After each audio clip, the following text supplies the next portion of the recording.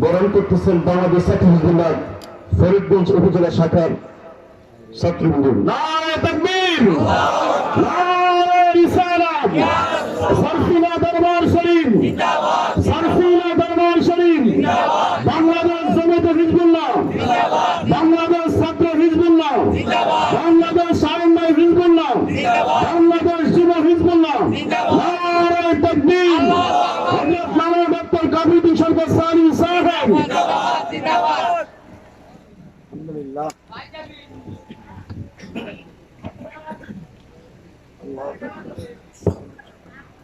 জমজমানা পাল্টে দিতে চাইবা অনেকজন, এক মানবী আন্তকালে জাতির জাগরণ, এক মানবী বিপদকালে বাছাই কাফে এলাম, ক্ষুদ্রটুকি বাসায় জাহাজ ও সুন্দরিয়া, এমনি করে চলছে হেতায় রাতে দিনমান, এক বাতি জ্বালাতে পারে হাজার বাতি প্রাণ।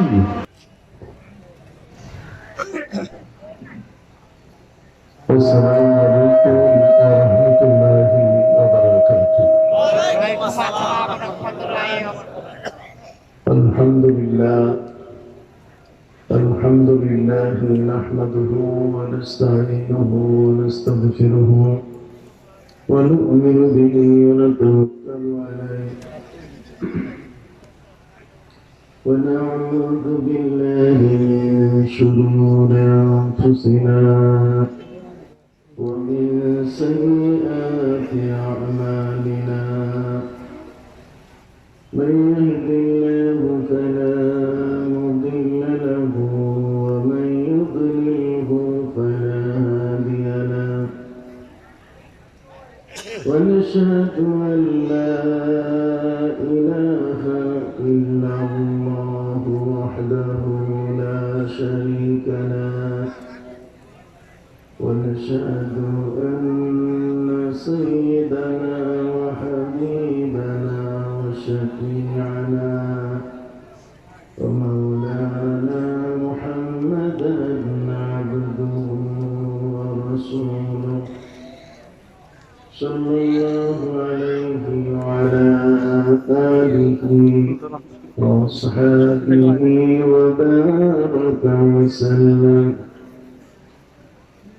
أما بعد فأعوذ بالله من الشيطان الرجيم.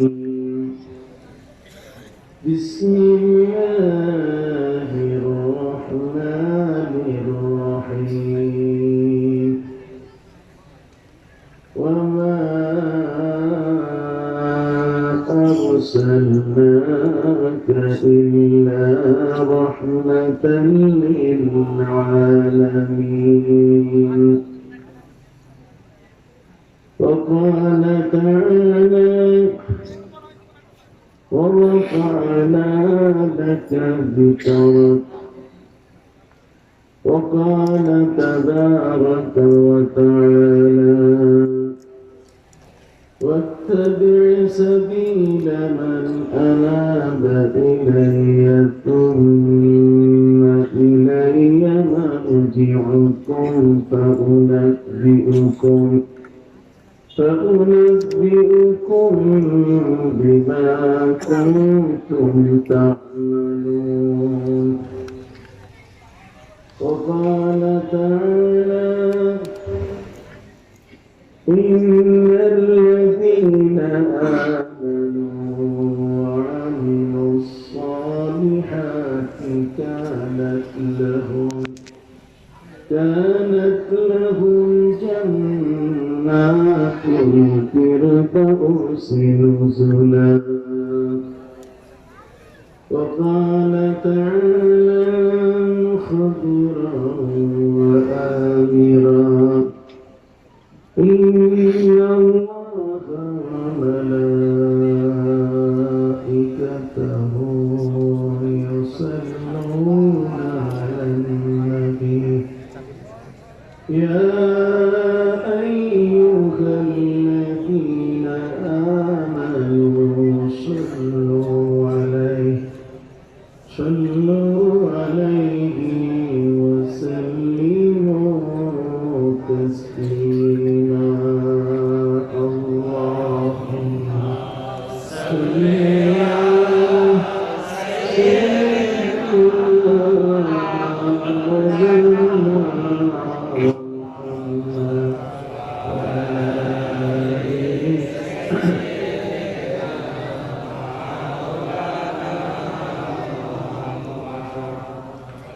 اللهم صل على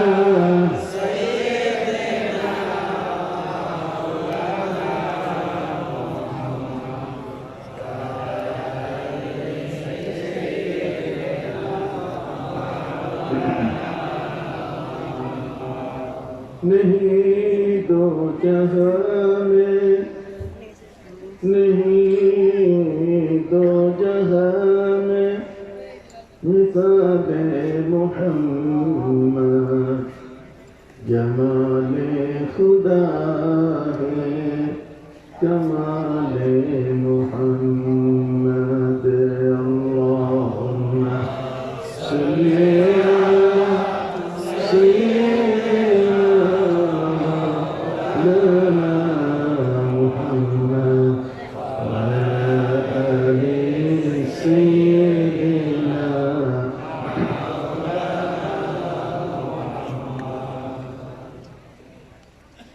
फरीदगंज चांदपुर केरवा हजरत मौलाना अब्दुल मजीद रहमतुल्लाह अलैहि मजार शरीफ प्रांगणे आयोजित फरीदगंज मजिदिया कर्मी माद्रासार श्रद्धाभाজন প্রতিষ্ঠাতা পীরে কামিল হযরত মৌলানা আব্দুল মজিদ रहमतुल्लाह अलैहि স্মরণে আজকের বার্ষিক ইসালে ওয়াজ ও মাহফিলের শ্রদ্ধাভাজন সভাপতি হযরত মৌলানা আব্দুল মজিদ रहमतुल्लाह अलैहि সুযোগ্য নাতি বিশিষ্ট আলেম দ্বীন খাদিমুল হুজ্জাজ আলহাজ হযরত মৌলানা মোহাম্মদ মাহবুবুর রহমান সাহেব মদরুল আলী সাবেক চেয়ারম্যান ফরিদগঞ্জ সদর ও প্রতিষ্ঠাতা secretary Majidia trust ideal health complex হাসপাতাল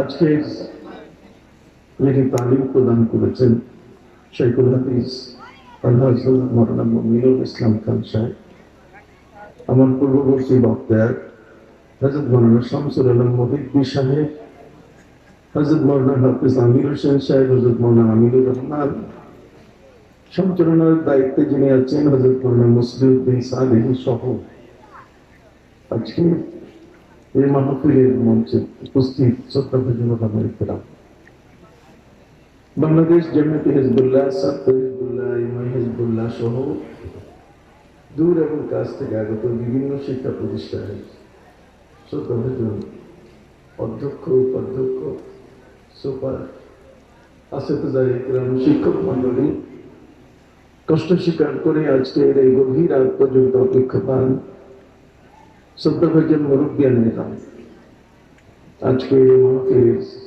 উপস্থিত আমার কলিজার টুকরা যুবক বন্ধুরা স্নেহের এবং আদরের শিশুরা শ্রদ্ধেয় এলাকাবাসী মরহুম আব্দুল মজিদ হযরত মৌলানা আব্দুল মজিদ रहमतुल्लाह अलैहि ভক্তবৃন্দ অতিথিবৃন্দ পর্দারে মামুনরা আসসালামু আলাইকুম ওয়া রাহমাতুল্লাহি ওয়া বারাকাতুহু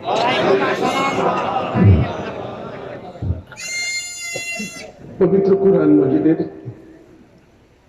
চারটি জায়গা থেকে আমি আপনাদের সামনে তেলাওয়াত করেছি প্রথমত আপনাদের সামনে আমি তেলাওয়াত করেছি আল্লাহ সুবহানাহু ওয়া তাআলা তিনি বলছেন ওয়া আরসালনাকা ইল্লা রাহমাতাল লিল আলামিন আল্লাহ বলছেন হে রাসূল সাল্লাল্লাহু আলাইহি ওয়াসাল্লাম আপনাকে আমি জগৎ সমূহের রহমত করে পাঠিয়েছি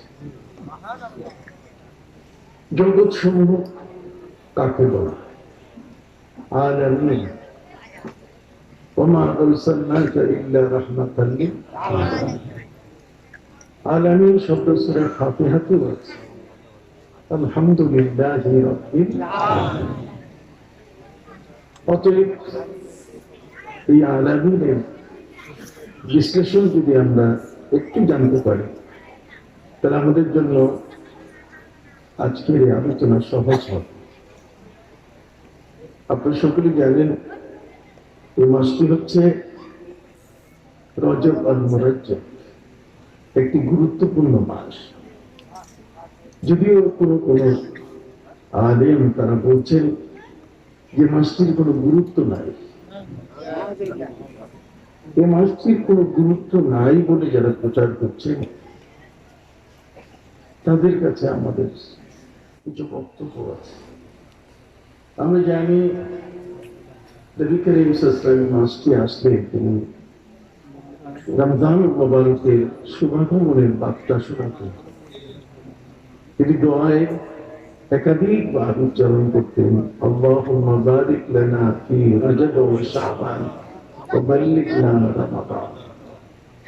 আমাদের প্রিয় নবী সাল্লাল্লাহু আলাইহি ওয়াসাল্লামের জবানে রজব মাস আসা মানে মাসটির দাম বেড়ে গেছে। কার জবানে? কে বলেছে? কার জবানে উচ্চারিত হচ্ছে? আমরা বক্তৃতার মঞ্চে যখন কোন রাজনৈতিক কোন নেতা অথবা দেশের প্রেসিডেন্ট যদি কোন বক্তব্যে এলাকার কোন মানুষের নাম উচ্চারণ করে, তাহলে সবার কাছে মনে হয় তো আসলে মারাত্মক দামি মানুষ, তাহলে প্রেসিডেন্ট সাহেবের মুখে তার নাম আসলো। আমার নবী সাল্লাল্লাহু আলাইহি ওয়াসাল্লাম তো এই পৃথিবীতে একজন মেম্বার সাহেব না, কি বলেন? আমাদের প্রিয় নবী সাল্লাল্লাহু আলাইহি ওয়াসাল্লাম কি একজন চেয়ারম্যান সাহেব হয়ে আসছেন? নবীজি কি একজন উপজেলা চেয়ারম্যান হয়ে আসছেন? নবীজি কি জেলা চেয়ারম্যান, জেলা পরিষদের চেয়ারম্যান? আমাদের নবীজি এই জগতের মধ্যে এমপি বলেন, মন্ত্রী বলেন, প্রেসিডেন্ট বলেন না, তিনি এসছেন রাহমাতুল লিল আলামিন। তার পরিধি অনেক ব্যাপক, দেশ রাষ্ট্র কাল ছাড়িয়ে কোন রকম প্রতিবন্ধকতা এবং সীমাবদ্ধতা ছাড়াই সেই জগৎ সমূহের সৃষ্টির সূচনা থেকে এই জগতের লয় এবং ক্ষয় এবং তার পরবর্তী জগৎ হাসর নাসর এবং জান্নাতের সর্বক্ষেত্রে আল্লাহ রব্বুল আলামিন যাকে সর্বোচ্চ মর্যাদা দিয়েছেন, তার মর্যাদার এই পরিধিটা যদি কোনো ব্যক্তি মাথায় নিয়ে আসে, তাহলে নবী করিম সাল্লাল্লাহু আলাইহি সাল্লামের জবান মোবারকে যে শব্দগুলো উচ্চারিত হয়েছে সেগুলো নিশ্চয়ই গুরুত্বপূর্ণ এবং অনেক তথ্যবহ। সেক্ষেত্রে আল্লাহর হাবিব সাল্লাল্লাহু আলাইহি ওয়াসাল্লাম বলেছেন, আল্লাহুম্মা বারিক লানা ফি রজব ওয়া শাবান। রজব নাম নবী সাল্লাল্লাহু আলাইহি ওয়াসাল্লাম উচ্চারণ করেছেন, শাবানের নাম তিনি উচ্চারণ করেছেন, রমাদান তিনি উচ্চারণ করেছেন। প্রিয় নবী সাল্লাল্লাহু আলাইহি ওয়াসাল্লামের জবানে যেটা উচ্চারণ হয় সেটি কত বড় দামি, এটি হযরত আবু হুরায়রা রাদিয়াল্লাহু আনহু জিজ্ঞেস করলে পাওয়া যাবে। এটি যদি জিজ্ঞেস করা যায় হযরত আবু সাউর, এটি জিজ্ঞেস করলে পাওয়া যাবে। আবু সাউর মানে বলদের বাবা। নবী করিম সাল্লাল্লাহু আলাইহি ওয়াসাল্লাম হযরত আলীকে বলেছেন আবু তুরাব, মাটির বাবা। সম্মানিত সুধী, হযরত আবু সাউর, আবু মানে বাপ, সাউর মানে বলদ। নবীজি তাকে ডাক দিয়েছেন, এই আবু সাউর। এরপরের থেকে হযরত আবু সাউর রাদিয়াল্লাহু তাআলা আনহু তিনি নিজের নামে ডাকলে কোনদিন তিনি সাড়া দিতেন না। আমার নবীজির জবানে আমার নাম উচ্চারিত হয়েছে, ডাক নাম, আমি কি আবু সাউর।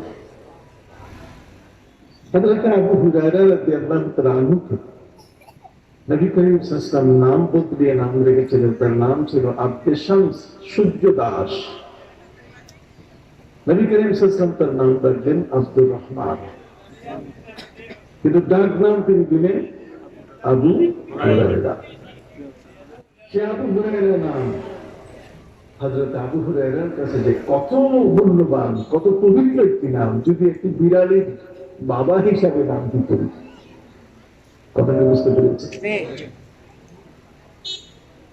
এই নামাজ আমাদের মধ্যে আছে। আমাদের ঘরে যখন কোনো শিশু জন্ম নেয় তখন আমরা আমাদের পীর মশাই বলে আউলিয়া, আমাদের দেশে যারা বুজুর্গ, আমাদের দেশে যারা এই ধরনের বিখ্যাত আলেম দ্বীন, আমরা তার কাছে একটা নাম চাই। কি বলেন ঠিক না?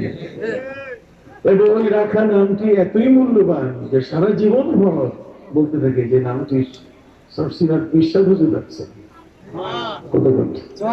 এই নামটি রেখেছেন মৌলানা আব্দুল মজিদ রহমতুল্লাহ আলাইহি, এই নামটি রেখেছেন হযরত শাহ ইয়াসিন রহমতুল্লাহ আলাইহি। কথা কি বুঝতে পারছেন? জবান, এটার দাম অনেক বড়। নবী করিম সাল্লাল্লাহু আলাইহি ওয়াসাল্লামের পবিত্র জবানের রজব মাসের বরকতের কথা তিনি আল্লাহর কাছে বলেছেন। কাজে মাসটা কি গুরুত্বহীন না গুরুত্বপূর্ণ? সবাই একটু হাত উঠান দেখি। আল্লাহকে বুঝের পার্থক্য, জ্ঞানের কি পার্থক্য, ব্রডনেস, জ্ঞানের ক্ষেত্রে যে প্রশস্ততা চায়, জ্ঞানের ক্ষেত্রে যে গভীরতা চায়, জ্ঞানের ক্ষেত্রে যে প্রতিভা চায়, সেই প্রতিভা, গভীরতা এবং প্রশস্ততা যদি না থাকে তাহলে সেখানেই কেবলমাত্র একজন ব্যক্তি তার বাবাকে নিয়ে সমালোচনা করতে পারে, সেখানেই কেবলমাত্র তার দাদাকে নিয়ে সে কটূক্তি করতে পারে। কথা কি বুঝতে পারছি? সম্মানিত শুধু এই ধরনের কিছু জ্ঞান পাপি আমাদের সমাজের মধ্যে নাই এমনটা না, তবে সাবধান। সহবতে সালে তোরা সালে কুনা, সহবতে তালে তোরা তালে কুনা। আপনি ভাষা শিখবেন এমন একজন ব্যক্তির কাছে যাবেন যে আপনাকে বিশুদ্ধ ভাষা শেখায়, যার কাছে গেলে আপনি সেখানে পরিশুদ্ধ ভাষা শিখতে পারবেন। এমন ভাষা শিখবেন না যে ভাষার মধ্যে কালিমা আছে, যে ভাষার মধ্যে কলঙ্ক আছে। কত কোন যে ভাষার মধ্যে কি আছে? কালিমা আছে। যে ভাষার মধ্যে কি কলঙ্ক আছে। এই জন্য আমার নবী সাল্লাল্লাহু আলাইহি ওয়াসাল্লাম তিনি তার নিজের একটা পরিচয় দিয়েছেন বড় চমৎকার। আল্লাহর নবী সাল্লাল্লাহু আলাইহি ওয়াসাল্লাম তিনি বলেছেন আনা আফসাহুল আরব, তিনি বলছেন আমি আরবের সবচেয়ে বড় অতি বিশুদ্ধ ভাষী আমি। নবী করিম সাল্লাল্লাহু আলাইহি ওয়াসাল্লাম তিনি বলেছেন আনা আফসাহুল আরব, আমি হচ্ছে আরবের সবচেয়ে কি বিশুদ্ধ ভাষী। যে কারণে নবী করিম সাল্লাল্লাহু আলাইহি ওয়াসাল্লামের জীবনের যত বাণী আছে, লক্ষ লক্ষ হাদিস বাণী, আজ পর্যন্ত কোনো এডিট করার প্রয়োজন হয় না। বাণীটাকে সংশোধন করা। এই যে ইউটিউবার ভাইরা যারা আছেন, আমাদের বক্তব্যকে তারা কাটসাট করেন, এডিট করেন, কিছু ফলাই দেন, কিছু রাখেন, কিছু সমান করেন। কিন্তু আপনারা বলতে পারবেন যে আমাদের প্রিয় নবী সাল্লাল্লাহু আলাইহি ওয়াসাল্লামের কোনো একটি বাণী পৃথিবীর কোন ভাষাবিদ, কোন ভাষা পণ্ডিত, পৃথিবীর কোন এই ধরনের কলম সৈনিক নবী করিম সাল্লাল্লাহু আলাইহি ওয়াসাল্লামের কোন ভাষাকে, তার কোন বাণীকে সংশোধন করে দিয়েছে? পাওয়া যাবে না। জনগণের পাওয়া যাবে না, পাওয়া যাবে না। আর সেই কথাটি পবিত্র কোরআনের মধ্যে আল্লাহ পাক রব্বুল আলামিন হযরতে নবী মুসা আলাইহিস সালামকে যখন বললেন ইযহাব ইলা ফিরআউনা ইন্নাহু তাগা, তুমি ফিরআউনের কাছে যাও মুসা, সীমালঙ্ঘন করছে, তার সাথে কথা বলো। হয়তো মুসা আলাইহিস সালাম বলছেন যে আল্লাহ আপনি আমাকে পাঠাবেন বেশ ভালো, কিন্তু আমার তো তোতলামি আছে, আমি পরিষ্কার ভাষায় কথা বলতে পারি না। কাজেই আমার সাথে আমার ভাই হারুনকে দেন, ওয়া হুয়া আফসাহু মিন্নি। হারুন হবে আমার চেয়ে আরো বেশি বিশুদ্ধ ভাষী, পোলাইট কথাবার্তা বলতে পারে। কথা বুঝতে পারছেন? তাহলে আমাদের প্রিয় নবী সাল্লাল্লাহু আলাইহি ওয়াসাল্লামের ক্ষেত্রে কোনো ভাষা, কোনো কথা, যা কিছু বলবো সবটি হবে পরিমার্জিত, সম্মান, এবং সেই শব্দগুলো যখন উচ্চারণ করবো তখন একবার নয়, 1000 বার নয়, কোটি কোটি হাজার বার চিন্তা করতে হবে যাতে আমার ভাষায় নবী যেন আহত না হয়, নবীর যেন কোনো রকম তার উপরে যেন আমার পক্ষ থেকে ভাষাগত আক্রমণ না হয়। আল্লাহুম্মা বারিক লানা ফি রজব ওয়া শাবান। আল্লাহ কি রজব এবং শাবানে কি দেন? বরকত দেন। তাহলে এই একটা দিয়েই তোমরা রজবের গুরুত্ব বুঝতে পারি কিনা? নবী করিম সাল্লাল্লাহু আলাইহি ওয়াসাল্লাম তিনি দোয়া করতেন, আল্লাহ রজব আর শাবানে বরকত দিন আর মাহে রমাদান কপালে নসিব করে দিন। সকলে বলেন আমিন। সম্মানিত সুধী, পবিত্র কোরআন মজিদে আল্লাহ পাক রব্বুল আলামিন তিনি বলছেন, ইন্না ইদ্দাতাশ শুহুরি ইনদাল্লাহি 12 শাহরান ফি কিতাবিল্লাহ ইয়াওমা খালাকাস সামাওয়াতি ওয়াল আরদ মিনহা আরবাআতুন হুরুম। আল্লাহ বলেন, যেদিন আসমান এবং জমিন সৃষ্টি করেছি সেদিনই আমি ফাইনাল করে দিয়েছি 12 মাসে বছর হবে। আর এই 12 মাসের বছরের মধ্যে 4 মাস হচ্ছে মহাসম্মানীয়, মিনহা আরবাআতুন হুরুম। এই 4 মাস, 4টি মাস সম্মানীয়। সালাসুন মুতাওয়ালিয়া, 3টা মাস হচ্ছে একসাথে, যেমন জিলকদ, জিলহজ, মুহররম। আর একটা আলাদা আছে মহাসম্মানীয় মাস, আল্লাহ বলতেছেন, আর সেটি হলো রজব মাস। কি মাস?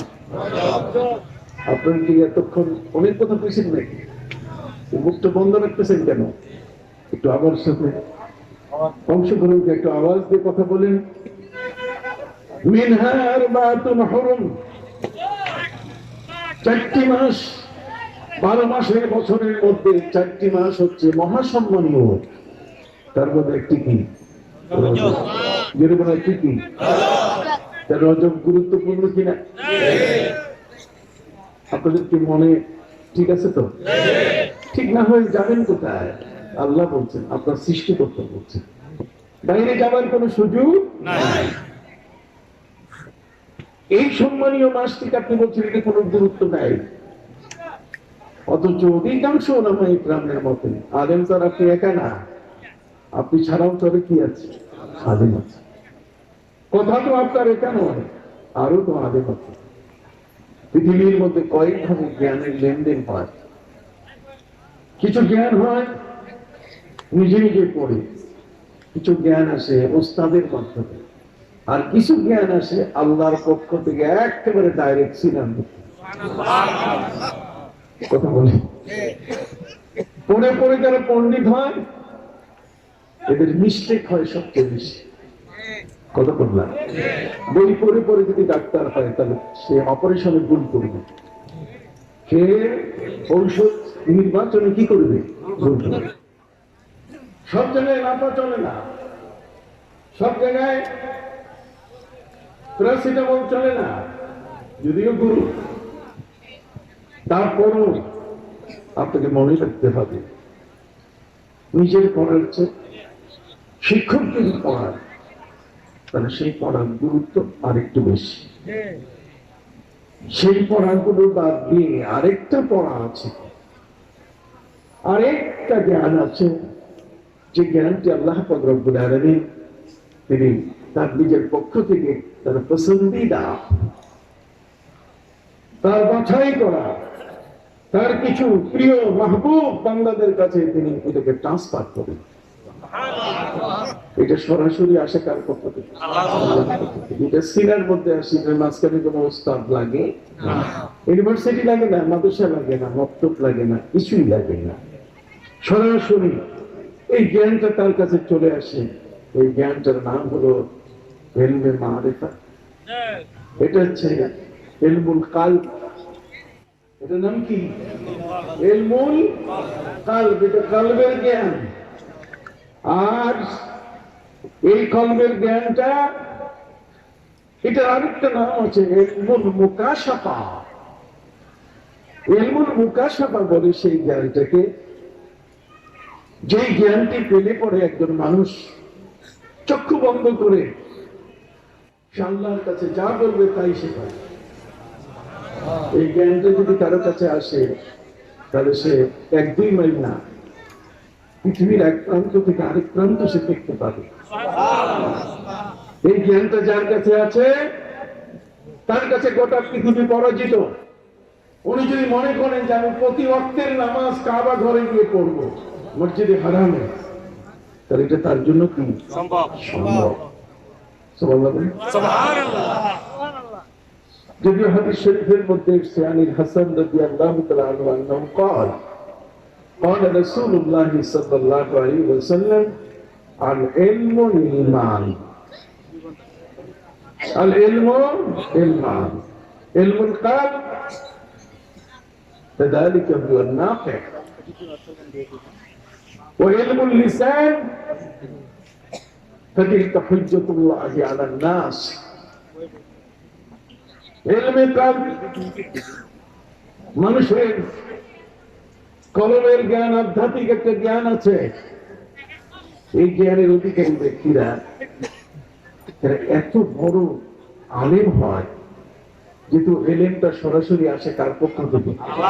আল্লাহর পক্ষ থেকে। ফলে দেখা যাবে যে তাদের কাছে পৃথিবী পরাজিত এমন করে যে তারা যখন কদম দেবে এখান থেকে মক্কা শরীফ যেতে গিয়ে কয়েক কদমে তারা পৌঁছে যাবে। এগুলো হয়েছে, নবীদের ক্ষেত্রেও ঘটেছে। হযরত বাবা আদম আলাইহিস সালামকে আল্লাহ যখন শ্রীলঙ্কায় পাহাড়ের উপরে রেখে দিলেন, তাকে নামিয়ে দিলেন, সেখান থেকে হযরত বাবা আদম আলাইহিস সালাম তিনি মক্কা শরীফে যেতেন, আসা যাওয়া করতেন। এই আসা যাওয়ার মধ্যে তার পা উঠাতে হতো মাত্র 33 বার। সুবহানাল্লাহ। আমরা একদম 33 বার উঠাইতে পারলে তাহলে এত টাকা দিয়ে হজে যাবো কেন?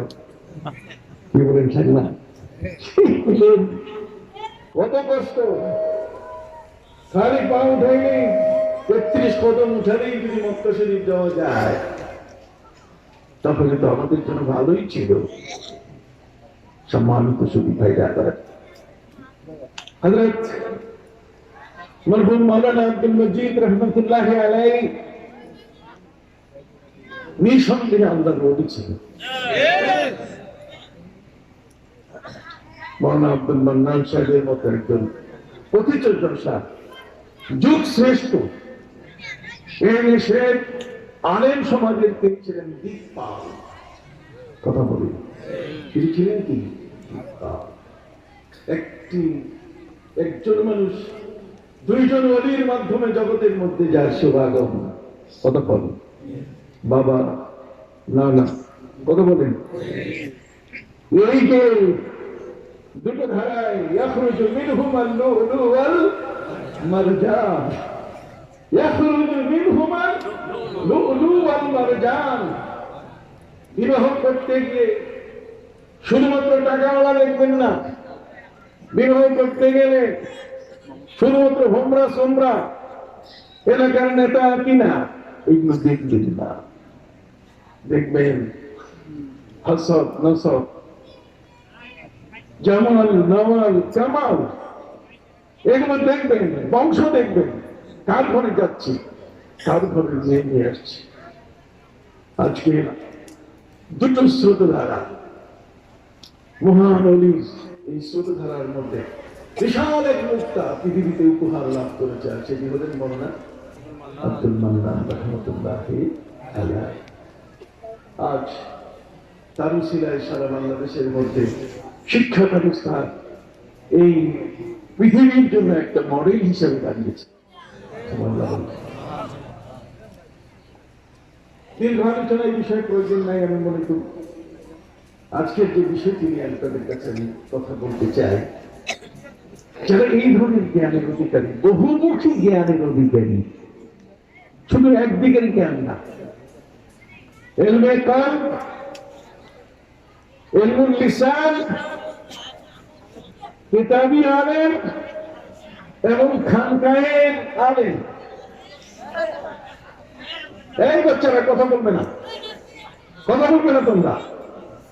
পাশে কে কথা বলে, কথা বন্ধ করেন। স্টাফ শরীফ করে আল্লাহুম্মা সাল্লি আলা সাইয়্যিদিনা মুহাম্মাদিন ওয়া শাফিঈনা ওয়া হাবিবিনা মাওলানা মুহাম্মদ সাল্লাল্লাহু আলাইহি ওয়া আলা আলিহি ওয়া আসহাবিহি ওয়া বারাকা ওয়া সাল্লাম। ভাইরা আমার, ইলমুল কালব, ইলমুল লিসান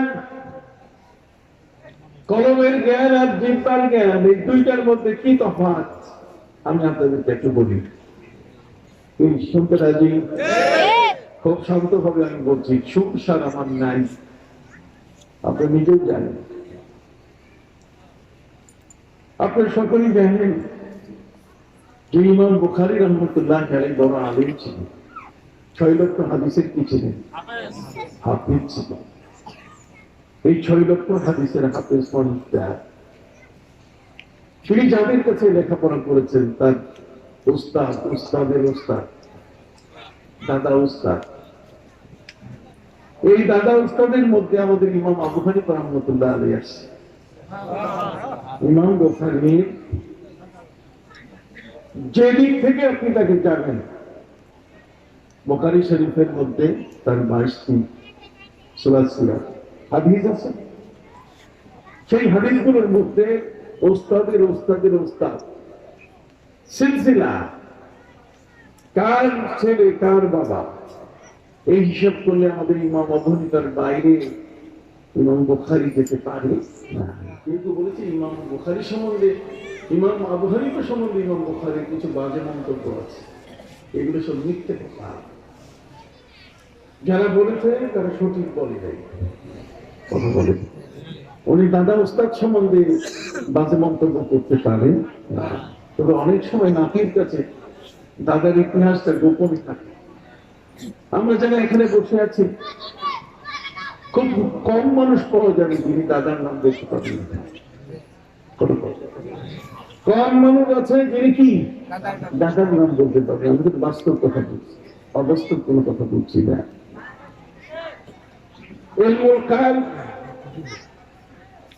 এই আধ্যাত্মিক জ্ঞানটা এটা এমন একটা জিনিস, যখন কোনো মানুষের কাছে এটা হাসিল হয় তখন কিন্তু তার অন্তর জ্ঞান খুলে যায়। বাহ্যিক চোখ থাকে একরকম, আর অন্তরের চক্ষু থাকে কি আরেক রকম।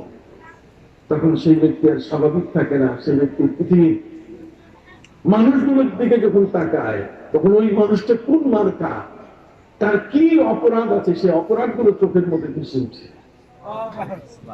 এই জন্য এই সমস্ত ওলিয়া কখনো কখনো চোখের মধ্যে পর্দা দিয়ে চলেন। যেমন এই বাংলাদেশের মধ্যে হযরত শামসুদ্দৌল রহমতুল্লাহ আলাইহি রাজশাহীর চোখে পর্দা করে চলতেন। অনেকে জিজ্ঞেস করা হয়েছিল যে আপনি পর্দা করেন কেন, এটা মেয়ে মানুষের কাজ। আমাদের দেশে তো একদল আলেম বলছেন মেয়েরা মুখে ঢাকা দরকার নাই, পাও মোজা করবে, কথা বল না। মেয়েরা কি করবে?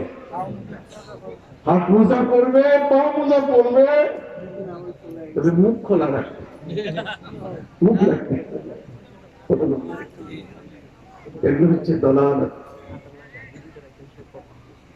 স্থান কাল পাত্র অনুযায়ী হযরত আয়েশা রাদিয়াল্লাহু তাআলা তিনি বলেছেন যে নবী করিম সাল্লাল্লাহু আলাইহি ওয়াসাল্লাম বর্তমান যুগের নারীদের অবস্থা যদি দেখতেন, তাহলে তিনি কখনো কোন নারীকে ঘর থেকে বের হতেই দিতেন না। তার কথা হযরত আয়েশা রাদিয়াল্লাহু তাআলার কথা। সৌদি আরবের মক্কা শরীফে আপনি হজ করতে যাবেন, আপনি হাজরে আসওয়াদ পাথরের কাছে যেতে পারবেন না। মেয়েরা যাই এমন হবে সেখানে মুখ লাগায়, কথা বলা বৈজ্ঞানিক কারবার, নারীর ইজ্জত থাকে না। হযরত আয়েশা রাদিয়াল্লাহু তাআলা যে নারীদের নেতৃত্ব তিনি দিলেন, তাদেরকে বলতে খবরদার হাজরে আসওয়াদের কাছে যাবে না। পুরুষদের সেখানে হুজুম হয়, পুরুষরা সেখানে একে অপরের সাথে পারাপারি করে, যদিও নবীজি নিষেধ করেছেন এবং নবী করিম সাল্লাল্লাহু আলাইহি ওয়াসাল্লাম নিজেই বহু দূর থেকে সেদিকে লাঠি দিয়ে ইশারা করেছেন। কি বলবো, ঠিক কিনা? সম্মানিত সুধী ভাইরা আমার, জগতের মধ্যে আল্লাহর নবী সাল্লাল্লাহু আলাইহি ওয়াসাল্লাম তিনি এমন পরিষ্কার ভাষায় জ্ঞানটাকে তিনি ভাগ করে দিয়েছেন, পৃথিবীর অক্সফোর্ড বিশ্ববিদ্যালয় জ্ঞানকে ভাগ করতে পারে না। কোন জ্ঞান মানুষের জন্য উপকারী? নবী করিম সাল্লাল্লাহু আলাইহি ওয়াসাল্লাম বলেছেন ইলমুল কালব আনিল হাসান রাদিয়াল্লাহু তাআলা আনহু قال قال رسول الله صلى الله عليه وسلم العلم علمان। মহাবিজ্ঞানী নবী সাল্লাল্লাহু আলাইহি ওয়াসাল্লাম বলেছেন জ্ঞান কয় প্রকার? দুই প্রকার। একটা হচ্ছে ইলমুল কলব ওয়া ইলমুন নাফি যালিকা ইলমুন নাফি যেটি উপকারী জ্ঞান, কলমের জ্ঞান, আধ্যাত্মিক জ্ঞান।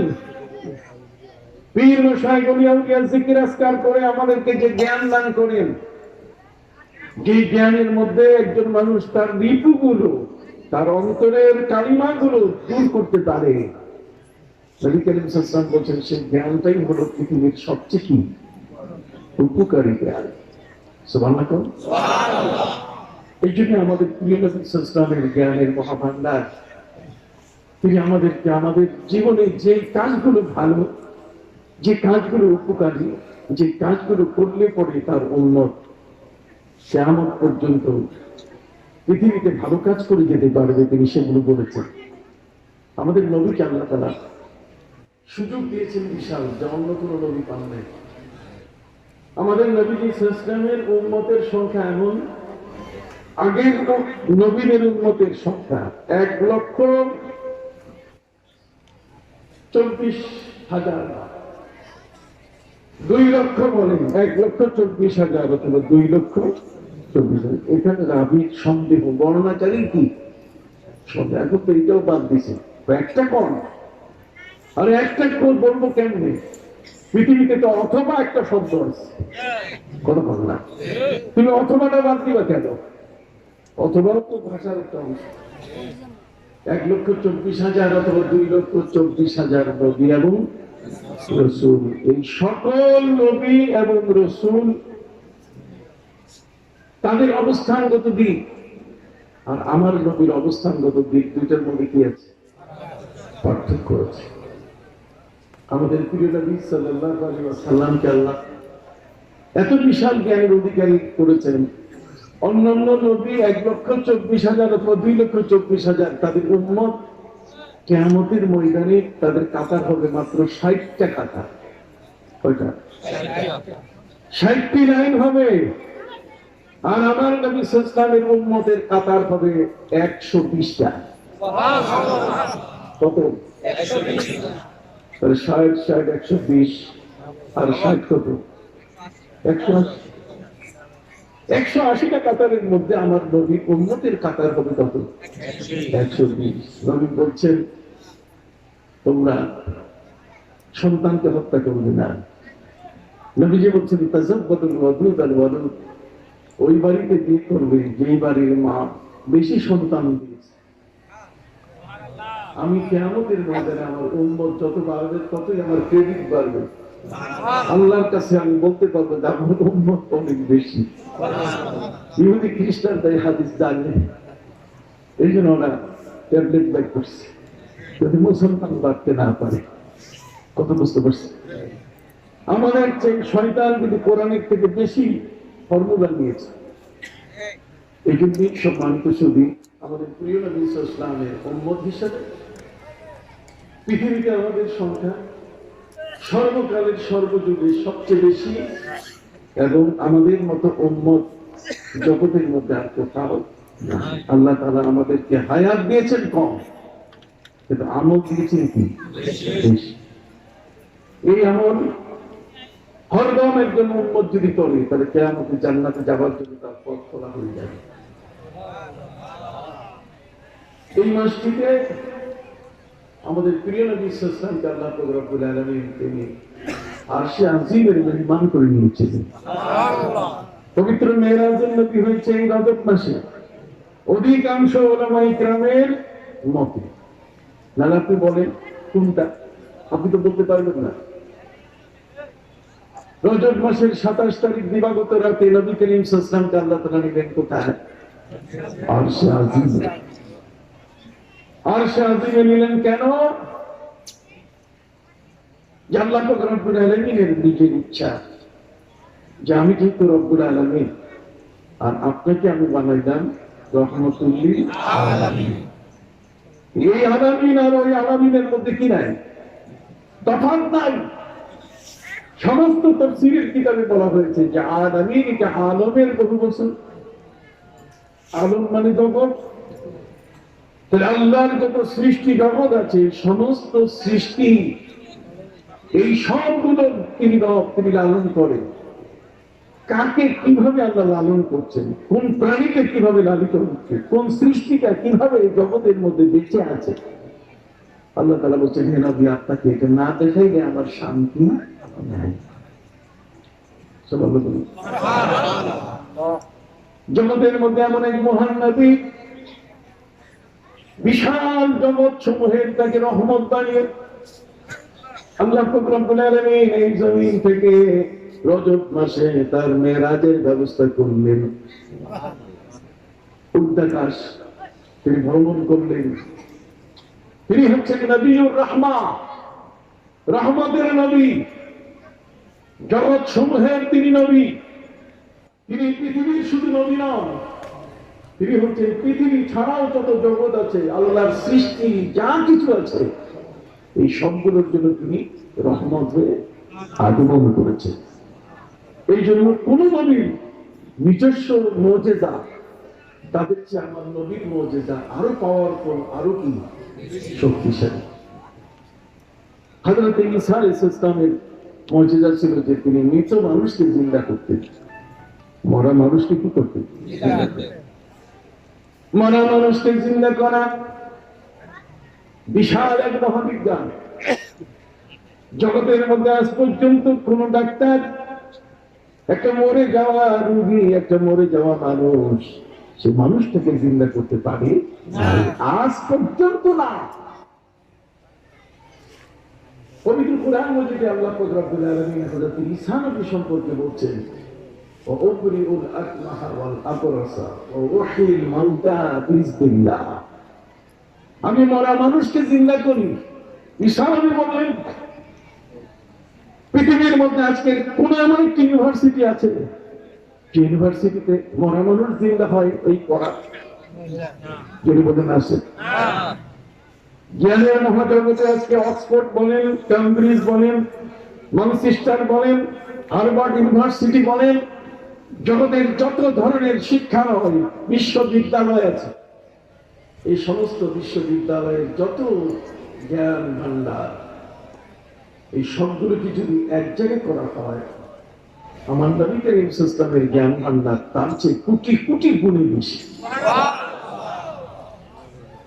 وكلهم من رسول الله ملتمس غرفا من البحر أو رشفا من القيم। বঙ্গোপসাগরে একজন মানুষ জাল ফেলে না, অসংখ্য জেলে জাল ফেলে। এই জালের মধ্যে কারো জালে পাঙ্গাস, কারো জালে করাল, কারো জালের মধ্যে কই মাছ, কথা বল, রূপসী মাছ ধরা পড়ে। জ্ঞানের এই জগৎটা এমনই যে আল্লাহ পাক রব্বুল আলামিন আমার প্রিয় নবী সাল্লাল্লাহু আলাইহি ওয়াসাল্লামকে এত বড় জ্ঞান ভান্ডার দিয়েছেন যে সারা পৃথিবীর কোন এমন একটি জ্ঞান যেটা আমার নবীকে আল্লাহ দেন নাই, এটা খুঁজে পাওয়া যাবে না। আল্লাহ নিজেই নবীর শিক্ষক হয়েছে। পৃথিবীতে আমার নবীকে কোন মানুষের ছাত্র তিনি হতে দেন। নবীজি বলছেন, আল্লামানি রব্বি ফাআহসানা তা'লিমি ওয়া আদাবানি রব্বি ফাআহসানা তা'দীবি। আল্লাহ স্বয়ং আমার উস্তাদ, আমার আল্লাহ আমাকে শিক্ষা দিয়েছেন, অতএব সেই জ্ঞানের জগতে উত্তম শিক্ষা আমি লাভ করেছি। তাহলে আমরা ভাগ্যবান একটা জাতি। সেই প্রিয় নবী সাল্লাল্লাহু আলাইহি ওয়াসাল্লামের জ্ঞানের ভান্ডার আজকে আমাদের সামনে উপস্থিত। যদিও এটা অক্সফোর্ড, ম্যানচেস্টারে তারা এটা নিতে পারে নাই, কিন্তু প্রিয় নবী সাল্লাল্লাহু আলাইহি ওয়াসাল্লামের এই জ্ঞান ভান্ডারের মধ্যে জগতের মধ্যে যা কিছু আছে তার কোনোটা কি বাকি আছে? যদি বলেন আছে, বিশ্ববিদ্যালয় বলতে পারে নাই, যার আজিম বলতে গেলে কি আছে? বিশ্ববিজ্ঞান বলতে পারে নাই, জগতের মধ্যে ঊর্ধ্বাকাশে কোন জগতে কি আছে?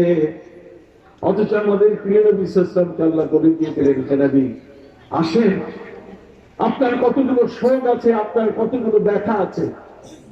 মক্কার মানুষদের অত্যাচার এত বেশি হয়েছে যে আপনি অতিষ্ঠ হয়ে মক্কা ছেড়ে আপনি জেরানা পর্যন্ত চলে গেছেন। কথা বল, সত্য কথা প্রচার করতে গিয়ে নবী করিম সাল্লাল্লাহু আলাইহি ওয়াসাল্লাম চলে গেছেন কোথায়? জেরানা। জেরানা হচ্ছে মক্কা থেকে 25 কিলোমিটার দূরে। প্রিয় নবী সাল্লাল্লাহু আলাইহি ওয়াসাল্লাম যখন কেরানায় চলে গেলেন, সাহাবায়ে কেরাম বললেন, হুজুর, আমরা পাহাড়ি মানুষ, পাহাড়ে আমরা চলাফেরা করি নবীজি, কখনো আমরা সহজে ক্লান্ত হই না, অথচ 25 কিলোমিটার এই সাধারণ একটা পথ অতিক্রম করলাম, আমাদের পাগুলো মাটির সাথে আটকে যাচ্ছে, আমরা হাঁটতে পারতেছি না। নবীজি বলেন, আমারও অবস্থা তো একই রকম। নবীজি বলেন, একটু থামো। থামার আগে জিবরিল আমিন এসে উপস্থিত। জিবরিল আমিন হাত ব্যারিকেড দিয়ে বলছে, আপনি জান করুন। নবী বলেন, আমি মক্কা ত্যাগ করেছি। কথা বলেন, নবীজি কি বলছেন? আমি মক্কা ত্যাগ করেছি, ওরা আমার উপরে নির্মম অত্যাচার করছে, আমার সাহাবীদের উপরে নির্মম অত্যাচার করছে, সত্য বলার জায়গা নেই, ছেড়ে দিয়ে চলে যায়।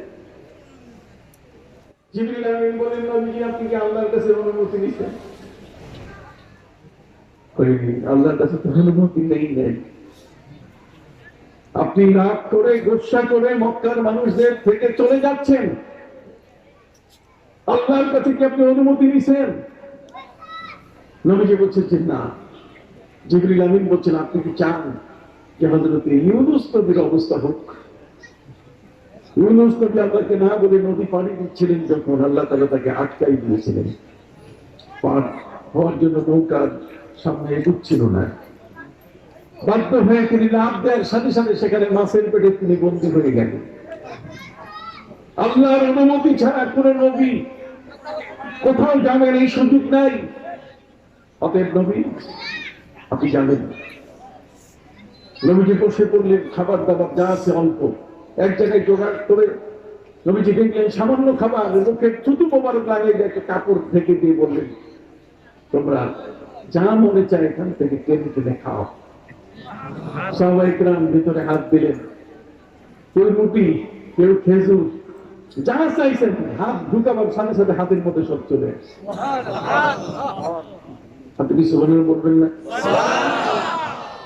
হযরত খুবাইব রাদিয়াল্লাহু তাআলা আনহু, তাকে যখন কাফেররা ধরে নিয়ে মসজিদে আয়েশা থেকে মাত্র 20 গজ দূরে যখন বেঁধে রাখলো, কোনো খাবার দেয় নাই।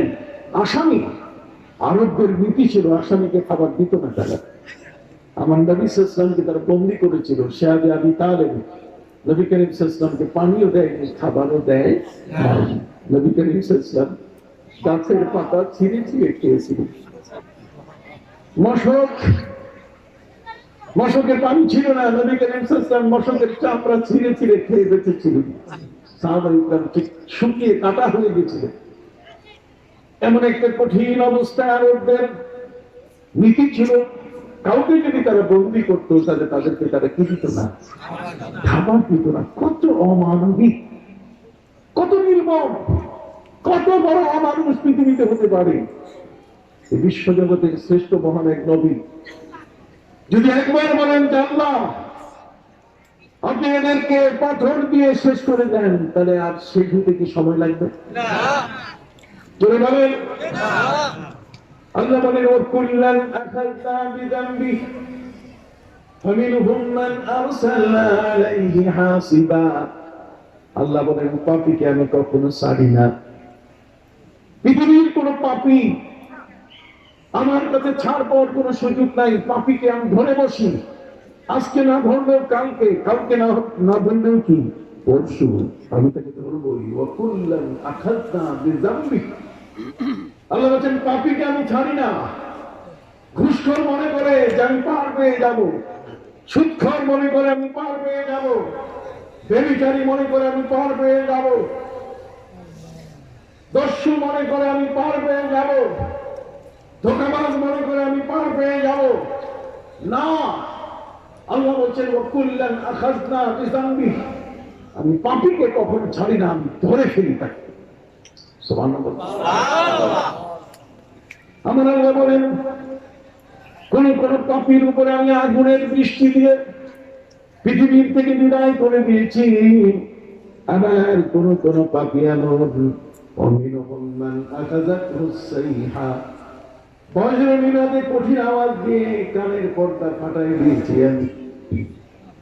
ওদেরকে কমর মোচক দিয়ে তাদাখলিল খাবিয়া, খেজুর ঘূর্ণিঝড়ের মধ্যে মাঝখানে মোচড় দিলে যেমন মাছের অংশটা দাঁড়ায় থাকে আর মাথাটা নিচে পড়ে যায়, আল্লাহ বলছেন ঠিক এমন ভাবে কমর মোচড় দিয়েছি যে কমর পর্যন্ত সোজা হয়ে দাঁড়ায় আছে আর বাকি মাথাটা কি নিচে নাই, মরে গেছে।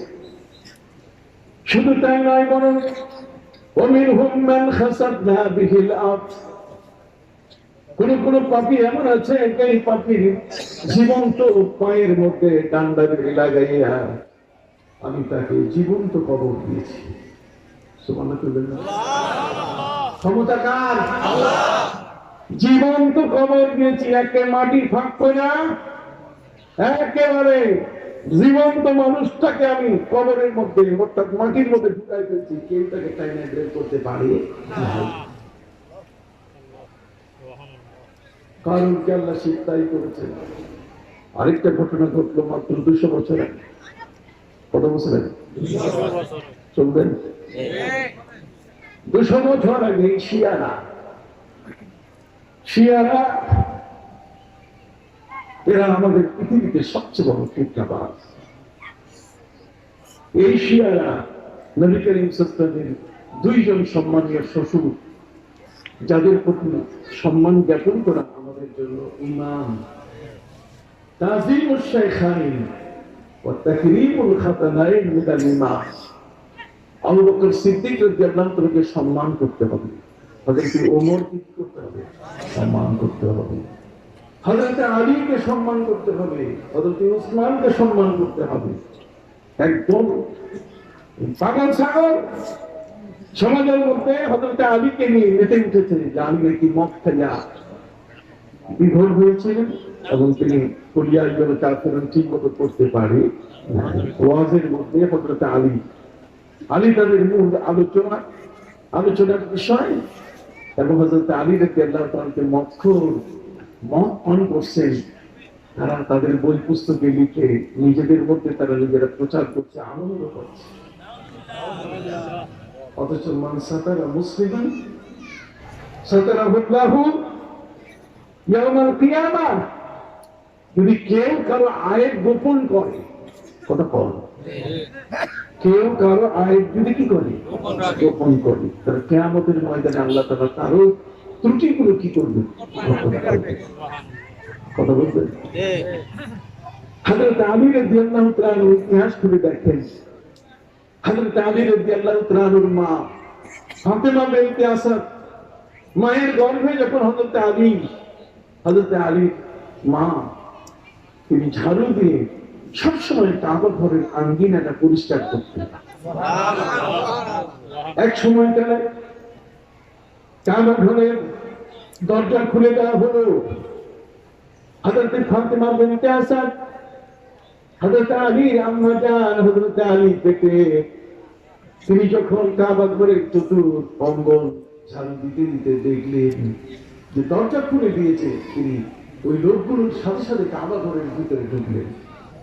হযরত আলী তখন তার গর্ভে, তিনি প্রেগন্যান্ট, কথা বুঝতে পারছেন, তিনি কাবা ঘরের ভিতরে ঝাড়ু দিচ্ছেন, তার মানে কাবা ঘরের ভিতরে ময়লাগুলো তিনি পরিষ্কার করছেন।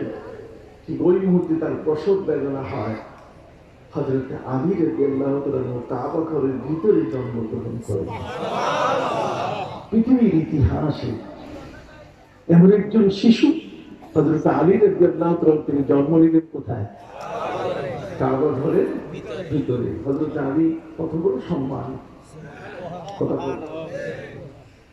হযরত আলী রাদিয়াল্লাহু তাআলা তিনি এমন একজন ব্যক্তি, নবী করিম সাল্লাল্লাহু আলাইহি ওয়াসাল্লামের 9 জন সাহাবীকে কাফেররা মাথা এনে দিলে একটা মাথার বিনিময়ে 100 কোটি উট পাবে। বদরের যুদ্ধে যাদের বাচ্চারা মুসলমানের হাতে মারা গেছে, এমন হত্যাকারী বা এমন মুসলমানদেরকে যদি কেউ এনে দিতে পারে, তাহলে একটা মাথার বিনিময় 100 করে কি এরা ছদ্মবেশী হয়ে লম্বা জামা, টুপি, পাগড়ি সবকিছু লাগবে মধ্যে নাই যাবে। নবী করিম সাল্লাল্লাহু আলাইহি ওয়াসাল্লামের কাছ থেকে বেশ কিছুদিন থাকার পরে তারা মনে মনে যাদেরকে টার্গেট করেছিল তাদেরকে বাছাই করে বললো, হুজুর এরা ভালো কারি সাহেব, আমাদের দেশে নিয়ে যাই, কোরআন শরীফের তালিম দিবে। নবীজি বলেন, ভালো প্রস্তাব, নিয়ে যাও। ওরা যখন তাদেরকে নিয়ে মক্কায় ফিরতেছিল, এদের উদ্দেশ্য খারাপ। মাথার খুলি দিয়ে মদ পান করবে কাফেররা, কাফেররা মাথার খুলি দিয়ে মদ পান করবে, কত বড় দুঃসাহস। সম্মানিত সুধী, আপনারা জানেন আল্লাহর কাছে সবচেয়ে দামি নবীর সাহাবীদের মধ্যে সবচেয়ে দামি সাহাবী কারা বলতে পারেন?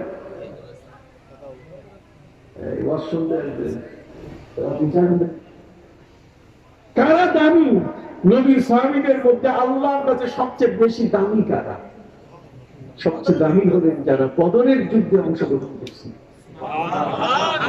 কারা বদরের যুদ্ধে অংশগ্রহণ করেছেন? এই বদরের যুদ্ধে অংশগ্রহণকারী সাহাবীরা, এদের সম্পর্কে আল্লাহ তাআলা স্পেশাল আয়াত নাযিল করেছেন। এখানে আর বললাম স্পেশাল আয়াত হচ্ছে, আমালু মা শিতুম, তোমরা যা ইচ্ছা তাই করো।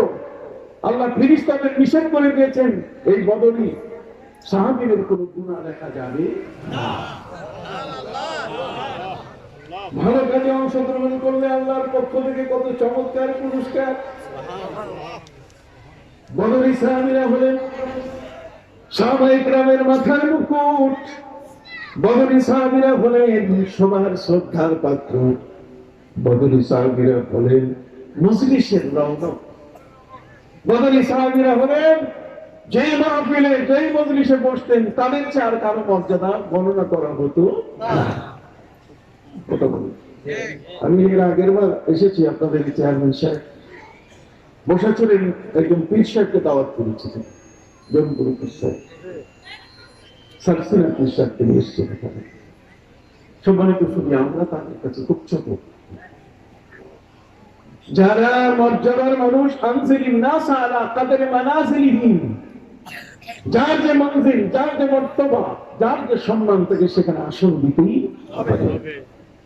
অতএব আল্লাহর কাছে নবীর সাহাবীদের মধ্যে সবচেয়ে বড় মনজিল, মর্যাদার অধিকারী বলেন বদরি সাহাবীরা।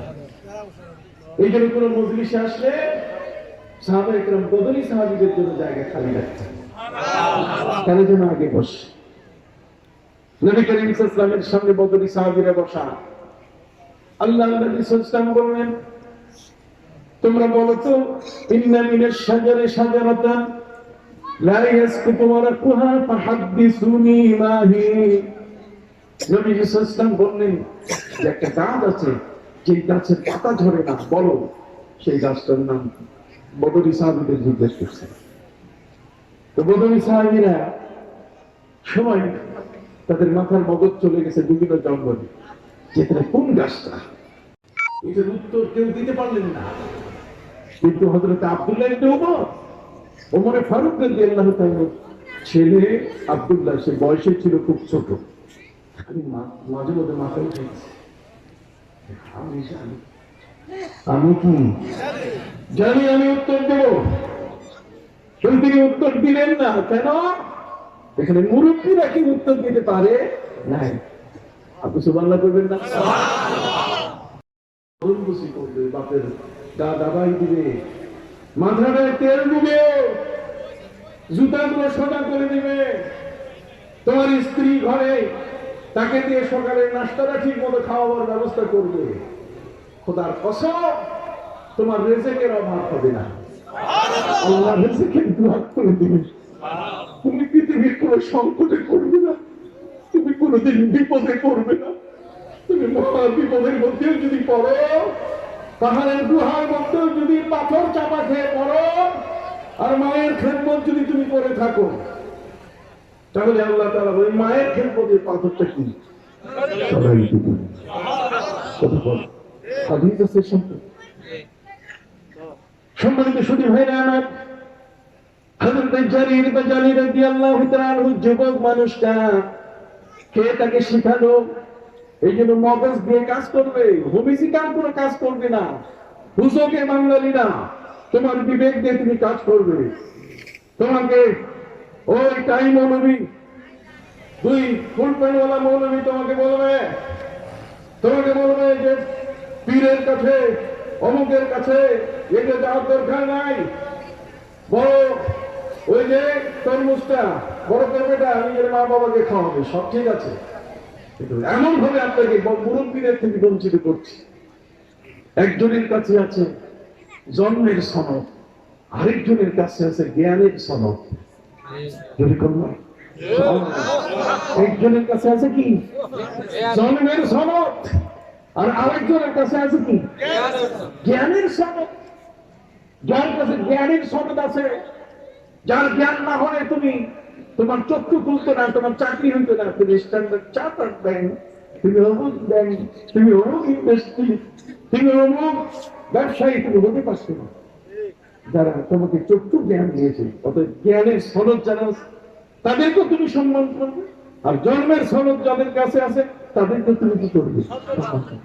আমি বুঝাতে পারছি কিনা? কারা কারা বলছেন হাত উঠান তো, নারায়ণ তাকবীর, নারায়ণ তাকবীর, নারায়ণ রিসালাত। এই জন্য মুরব্বীদের সম্মান করবে, ঠিক আছে? শুধু পীর মশাই বলে আউলিয়াদের নাম না, মুরব্বীদের কি করবে? হযরত জারির বাজালী রাদিয়াল্লাহু তাআলা নবীজির চাদর মোবারকখানা হাতে নিয়ে তিনি বুকে মিলালেন। আমার নবীজিকে বললেন, হুজুর এই জমিনের মধ্যে কি আকাশের নিচে জমিনের উপরে কেমন কোন বেয়াদব আছে যে আপনার চাঁদের উপরে পা রেখে বসতে পারে? নবীজি, আমি মাটির উপরে বসে গেলাম। সুবহানাল্লাহ, তাহলে কত বড় আদর। প্রিয় নবী সাল্লাল্লাহু আলাইহি ওয়াসাল্লাম ঠিক এমনি করে তার পাগড়ি মোবারক দিলেন। একজন মহিলা নবীর কাছে আগমন করছে, আর সেই মহিলাকে নবী করিম সাল্লাল্লাহু আলাইহি ওয়াসাল্লাম তার বসার জন্য নিজের পাগড়ি বিছাই দিলেন। আসতে হচ্ছে সুবহানাল্লাহ। আমি যদি এখন জিহাদের ময়দানে ডাকতাম তাহলে শুরু হইতো লড়াই ছাড়া কথা বলি, লড়াই ছাড়া আপনার বাঁচাবাচি নাই। সম্মানিত সুধী, প্রিয় নবী সাল্লাল্লাহু আলাইহি ওয়াসাল্লাম নিজের মাথার পাগড়ি মোবারক তিনি বিছিয়ে দিলেন একজন নারীর জন্য। সাহাবায়ে কেরাম আশ্চর্য হয়ে গেলেন, অবাক হয়ে গেলেন। কি নবীর পাগড়ির উপরে পা রেখে বসতে পারে এত দুঃসাহস পৃথিবীতে কোনো পুরুষের নাই, আর তিনি হলো একজন মহিলা, একজন মানুষ। এটা কি করে হতে পারে? নবী করিম সাল্লাল্লাহু আলাইহি ওয়াসাল্লাম তাকে অত্যন্ত শ্রদ্ধার সাথে বসালেন। বসাবার পরে তাকে তিনি আদরের সাথে কিছু দূর আগায় দিয়ে বিদায় দিলেন।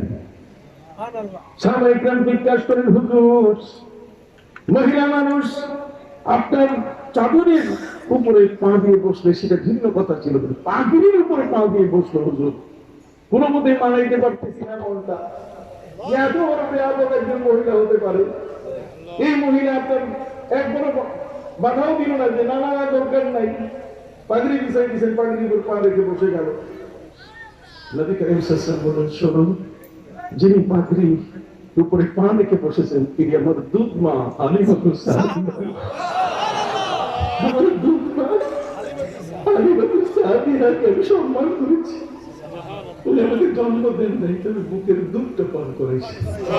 হায় হায় হায় হায় হায় হায়, মানলাম ইশকুরিল্লাহ, আসলাম ইশকুরিল্লাহ। যে মানুষের কৃতজ্ঞতা করতে জানে না সে আল্লাহর কৃতজ্ঞতা করতে জানে না। সম্মানিত শুধু এমন কিছু ঘটনা শুনি কলিজা ফেটে যায় যে সন্তান তার মাকে মারছে, সন্তান তার মাকে ধাক্কা দিয়েছে, সন্তান বউয়ের কারণে তার মাকে ঘর থেকে বের করে দিয়েছে। যুবক, তোমরা কেউ দিবে হাত উঠাও, তোমরা কেউ দিবে? খবরদার মা বাবাকে ঘর থেকে বের করে দিও না। তোমাদেরকে শিশু অবস্থায় তারা কোথাও বের করে দেয় না।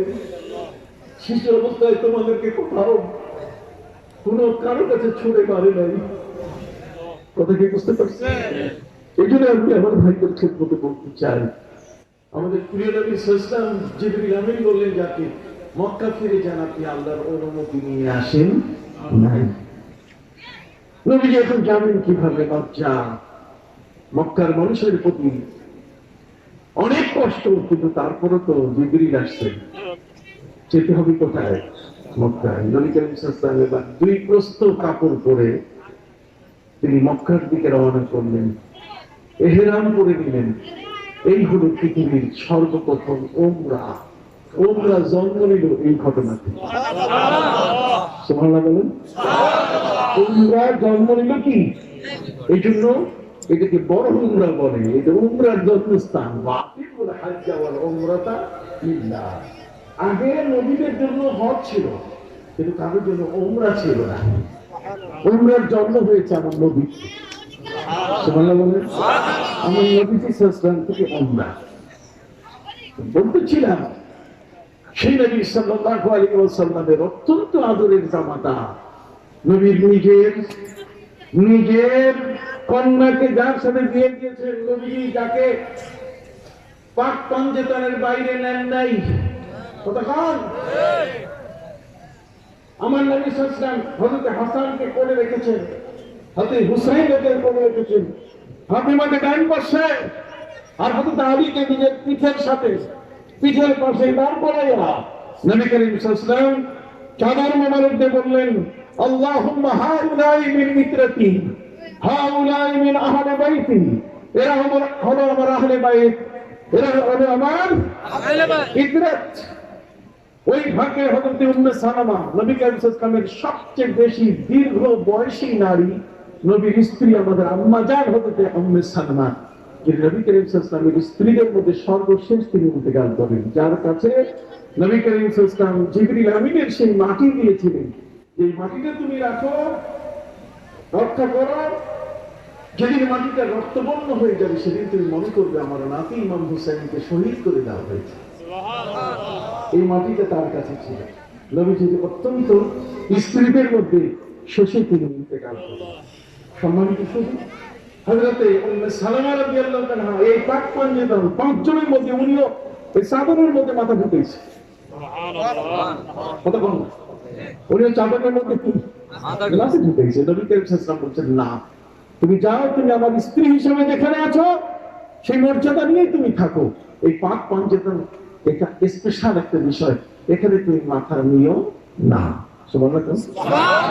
তাহলে যাকে চাদর দিয়ে নবীজি পাক পাঞ্জেতনের ভিতরে ঢুকালেন, ইতরাতের মধ্যে ঢুকালেন, আহলে বাইতের মধ্যে ঢুকাইলেন, কতক্ষণ? ইন্নামা ইউরিদুল্লাহু লিইয়ুযহিবা আনকুমুর রিজসা আহলাল বাইত ওয়া ইউতাহহিরাকুম তাতহীরা। সুবহানাল্লাহ বলেন। সে আহলে বাইতের পাক পাঞ্জেতনের অন্তর্ভুক্ত হযরত আলী এই মাসটা করেন, টানা করে মদ খাইছে, কতক্ষণ? টানা করে উনি নামাজে ভুল করছেন, এই মাসটা দরকার নেই, কতক্ষণ? এক সময় মদ পান করতেন সবাই, মদের আয়াত নাযিল হয়েছে একবার নয়, কতক্ষণ? ওয়ায়াসআলুনাকা আনিল খামরি ওয়াল মাইসির কুল ফীহিমা ইসমুন কাবীরুন ওয়া মানাফিউ লিন-নাস ওয়া ইসমুহুমা আকবারু মিন নাফইহিমা। 2-3 বার কোরআনের আয়াত নাযিল হওয়ার পরে আস্তে আস্তে মদ হারাম হয়ে গেছে, কিন্তু এর আগে পান করতেন সবাই। তাহলে এই মদের ইতিহাস তুলে আপনি ভাষা জানেন না, আপনি বলছেন জান্নাতে মদ পাওয়া যাবে। জান্নাতে কি? আপনি বলছেন না জান্নাতীরা মদ খাবে, আপনার ভাষা স্বাধীন হওয়া উচিত। আপনি বলেন জান্নাতের মধ্যে জান্নাতীরা শরাব পান করবে, শরাবান তাহুরা, যে শরাবের মধ্যে কোন রকম মাতলামি নাই। আর আপনি মদ শব্দ যখন বলবেন জান্নাতের ক্ষেত্রে, তখন কিন্তু কি আসবে? মাতলামি আসবে। আমি কি আপনাদেরকে বুঝাইতে পারছি? ভাষা পরিভাষা তার ক্ষেত্রে কোনটা চলে অ্যাপ্রোপ্রিয়েট, কোথায় টু লাগাবেন, কোথায় ডি লাগাবেন, ভাষার কতগুলো আইন আছে না? আমি বুঝাইতে পারতেছি না কোথায়? ভাষার আইন আছে কিনা? অতএব ভাষার আইন যথাযথভাবে আপনি প্রয়োগ করতে হবে। হযরত আলী রাদিয়াল্লাহু আনহু কথা বলছিলাম, কথা শেষ হয় না।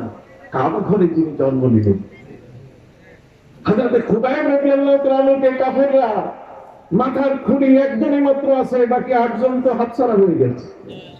আকাশের থেকে মৌমাছি এসে বৃষ্টি, মুষলধারে বৃষ্টিতে চলে গেছে, লাশ কোথায় খবর নাই। মাথা কাটতে পারলো না, কোথা পাওয়া যায়? আছে মাত্র কি একজন, তাও তার হাতে খাবার দেয় না। উনি খেজুর খাচ্ছেন। শেষ পর্যন্ত হযরত খুবাইব রাদিয়াল্লাহু তাআলা আনহু তারা বলছে যে আপনাকে আমরা এখন জবাই করবো। উনি বলছেন আই এম রেডি, আমি প্রস্তুত। তিনি সাথে সাথে তাদেরকে বললেন তোমরা 2 রাকাত নামাজ পড়ার সুযোগ দাও আমাকে। 2 রাকাত নামাজ পড়ার সুযোগ তিনি চাইলেন। এই 2 রাকাত নামাজের সুযোগ তিনি চাইলেন মৃত্যুর আগে। নবীজি তার পাশে ছিলেন না। একটু কথা বলতেছি শুনেন, সবসময় সব কথা কিন্তু বলা হয় না। হযরতে খুবাইব রাদিয়াল্লাহু তাআলা তিনি কি চাইলেন? 2 রাকাত নামাজ পড়তে চাইলেন মৃত্যুর আগে। 2 রাকাত কি নামাজ? নবীজি তার পাশে ছিলেন না। কাফেররা বলছে ঠিক আছে 2 রাকাত নামাজ পড়ার সুযোগ দাও। 2 রাকাত নামাজ তিনি খুব সহজভাবে আদায় করলেন, কোনো লম্বা কেরাতও করলেন না, যাতে করে কাফেররা মনে না করে যে উনি বাহানা শুরু করছেন। উনি কৌশল শুরু করেছেন, সময় ক্ষেপণ করছেন। সময় ক্ষেপণের জন্য কোনো অভিযোগ তুলতে না পারে। এই জন্য হযরত খুবাইব রাদিয়াল্লাহু তাআলা 2 রাকাত তিনি মওতের আগে নামাজ পড়লেন। এটা তো নবীজি বলেন নাই, কোনো হাদিসেও নাই। কিন্তু এটা সুন্নতে খুবাইব, এটা সুন্নতে সাহাবায়ে। একজন সাহাবী করছেন, এটা কি সুন্নত, এটা বেদাত না। নবীজি বলেন আলাইকুম বিসুন্নতি ওয়া সুন্নাতিল খুলাফায়ে রাশিদিন। খুলাফায়ে রাশিদিনের কথা আছে। এখানে তিনি নিজে যোগ করলেন 2 রাকাত নামাজ। এটা বেদাত না, নতুন কিছু হয়নি। বেদাত কাকে বলে? সবার মাথার মধ্যে একটা জিনিস ঢুকাই দিচ্ছি, মনে রাখবেন। বেদাত হচ্ছে যেটা আমার ধর্মের ক্ষতিকারক, আর যেটি ধর্মের সহায়ক, যার দ্বারা ধর্মের উপকার হবে, নতুন যতই নতুন হোক, এটা বেদাত না। বুঝছেন? যেমন নবী করিম সাল্লাল্লাহু আলাইহি ওয়াসাল্লাম আযানের জন্য ডাকলেন, কিন্তু সিদ্ধান্ত হলো না। সিদ্ধান্ত কি? কোন সাহাবী বলছেন ঘন্টা বাজায়, আরেকজন বলছে এটা খ্রিস্টানরা বাজায়। একজন বলছে আগুন জ্বালাই মানুষকে মসজিদে নিয়ে আসি, আরেকজন বলছে এটা আগুন পূজারীদের কাজ। হইল না সিদ্ধান্ত, অবিলম্ব কথা। কথা বুঝেন না? যার বাড়িতে চলে গেলেন রাতের বেলায় হযরত আব্দুল্লাহ ইবনে যায়েদ ইবনে আব্দুর রাব্বি, নবীজির সাহাবী, মানে মুয়াজ্জিন সাহাবী। তিনি স্বপ্ন জুড়ে দেখছেন একজন বাঁশুরিওয়ালা অনেকগুলো বাঁশি নিয়ে আসছে। তিনি বলেন বাঁশিওয়ালা ভাই একটা বাঁশি দাও, কিনবো। বাঁশুরিওয়ালা বলছে বাঁশি দিয়ে করবে কি? বাঁশি দিয়ে করবো, বাঁশি বাজাইলাম, মুসল্লিদেরকে মসজিদে ডাকবো। উনি বললেন না, এটা দিয়ে ডাকা যাবে না, এটা সাপ ডাকে মানুষ, এটা বাঁশুরিওয়ালার সাথে ইবাদতের সম্পর্ক নাই। অতএব আমি উত্তম শব্দগুলো বলি, বাক্য বলি। ঠিক আছে, উনি 15টা বাক্য, বর্তমান যে আযান দেই 15টা বাক্য, এই 15টা বাক্য তিনি শিখাই দিলেন। হযরত আব্দুল্লাহ ইবনে যায়েদ ইবনে আব্দুর রাব্বি রাদিয়াল্লাহু তাআলা আনহু, ওনার স্বপ্ন ভেঙে গেল। স্বপ্ন ভাঙার সাথে সাথে তাজা স্বপ্ন, রাতে বেলায় দেখছে। উনি দৌড়ে আমার নবীর কাছে এসে বলছে হুজুর এই মাত্র স্বপ্ন দেখলাম, বাঁশুরিওয়ালার কাছ থেকে বাঁশি কিনতে চাইছি আযানের জন্য, বাঁশি না দিয়ে আমাদের এই বাক্যগুলো বলছে 15টা কালেমা। নবীজি বলছেন ও, উনি আল্লাহু আকবার আল্লাহু আকবার আশহাদু আল্লা ইলাহা ইল্লাল্লাহ এমনি ভাবে শেষ পর্যন্ত আযানের 15টা যে আযান শুনি, এই কালেমাগুলো তিনি যখন উচ্চারণ করলেন, নবীজি বলেন রুয়াকা হাক্কুন, তুমি স্বপ্ন যোগে 15টা বাক্য যেটা তুমি পেয়েছো, এটা আমি মেরাজে ওই সিদরাতুল মুনতাহার পরে যখন রফরফে যাইতেছি, তখন আমি শব্দগুলো সেখানে শুনছি। সুবহানাল্লাহ বলেন। তাহলে রুয়াকা হাক্কুন, তোমার স্বপ্ন কি? সত্য।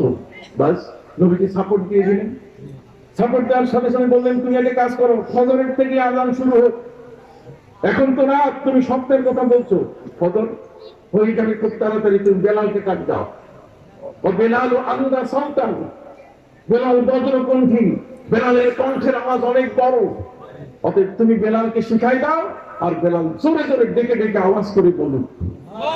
হযরত বেলাল ফজরের সময় বললেন, আযান হয়ে গেল, ফজরের আযান বেলালের কণ্ঠে, শোনার সাথে সাথে 29 জন সাহাবী হযরত ওমর সহ, হযরত ওমর কাপড়টা পর্যন্ত গায়ের মধ্যে দিতে পারেন নাই, চাদর জড়াইয়া এলোমেলো করে নবীর কাছে এসে বললেন যে হুজুর, আমরা হুবহু 29 জন সাহাবী রাতের বেলা এই স্বপ্ন দেখছি, এই স্বপ্ন।